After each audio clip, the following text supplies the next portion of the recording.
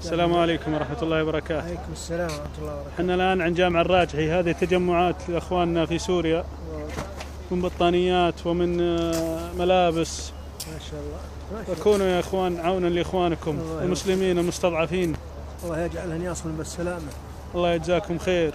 يلا استعينوا بالله، شوفوا أهلكم، شوفوا ملابسكم اللي مخزنة، خلت تروح لها المسلمين المستضعفين، لعل وعسى تكون لنا فتح لنا من الله عز وجل. يا دواره ما يدري زيادة.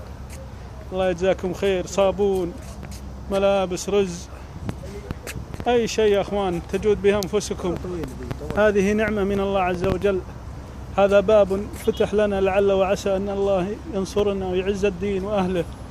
شوفوا يا أخوان، لا تحقرن من المعروف، حتى التمر يا أخوان. ها، وهذه الملابس وهذه الشنط وهذه كل البضائع. فنرجو منكم يا أخوان تتوجهون إلى جامع الراجحي فورا الآن، توكلوا على الله.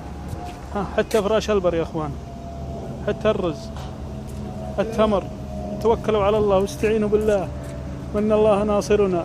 انشروا المقطع يا أخوان بأكثر عدد ممكن حتى يصل إلى أكثر عدد من الناس لنشره. جزاكم الله خير.